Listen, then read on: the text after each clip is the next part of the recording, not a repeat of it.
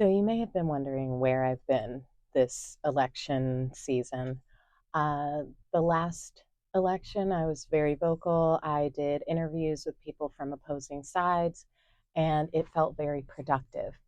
And the difference this time is that a lot of people with opposing viewpoints are coming at me with a disrespectful energy. There's so much misdirected anger when you simply question people on the other side, a lot of name calling, a lot of disrespect for Vice President Kamala Harris.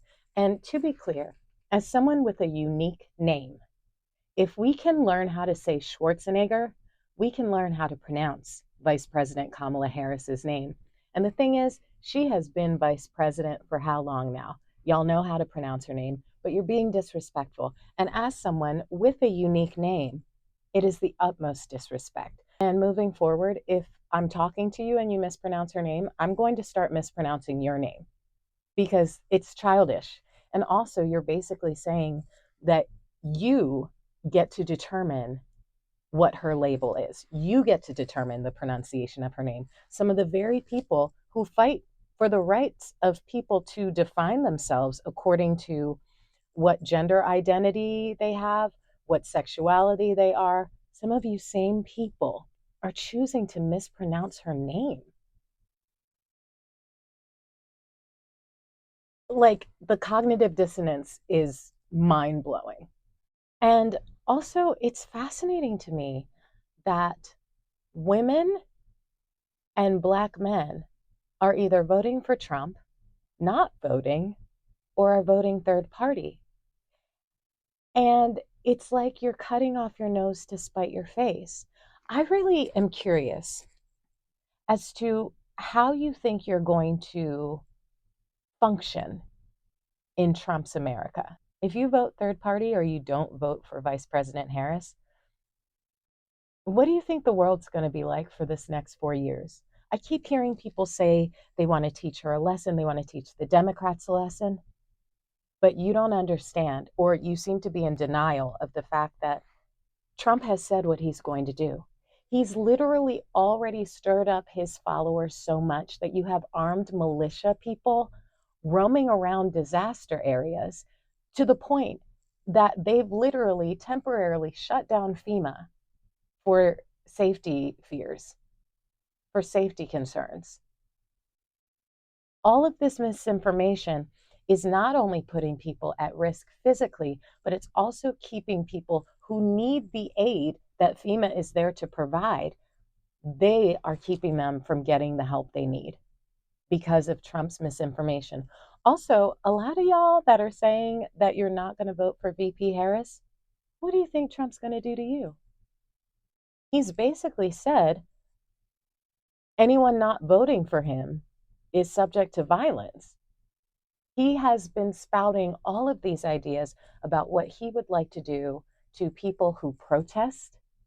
So, one woman said that they'll spend the next 4 years protesting Trump so that they can get a third party candidate the funds they need to really have a voice. Do you really think Trump's going to let us protest? If he gets back in office, he's literally said that he is going to do things to prevent us from exercising our First Amendment rights to free speech. So, how's that going to work out for y'all? Also, I don't understand, like, it boggles my mind that women would vote against their interests, that you would not protect your right to reproductive health. I got to be honest, this is probably the first time that I'm actually glad I'm infertile. I'm glad I'm infertile because seeing women really not prioritize their reproductive health, not prioritize the reproductive health for your daughters, your nieces, your grandchildren, it's selfish. It's selfish and it's unsafe. And Black men, if you are against VP Harris, you need to check your misogyny. And I see a lot of discussions about President Obama speaking to Black men.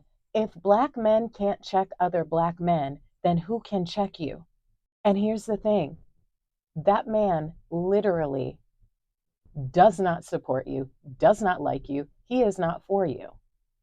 He literally took out that full page ad in the New York Times calling for the execution of 5 innocent Black and brown boys.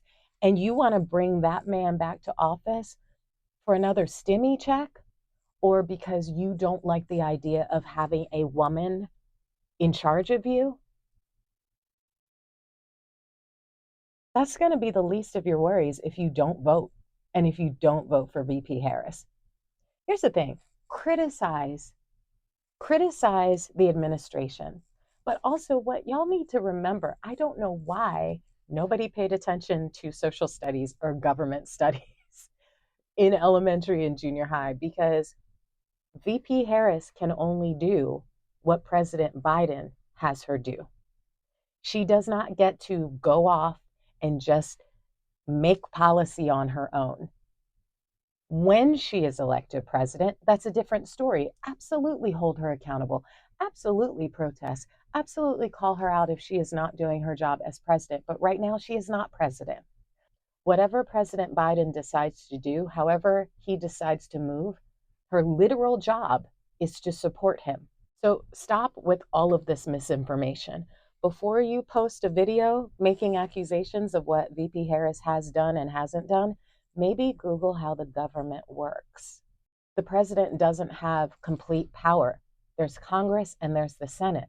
A lot of people only focus on voting for president, and you forget that if the president does not have the right people in Congress and Senate, they're not going to be able to get a lot of things passed that they promised that they would do when they were running.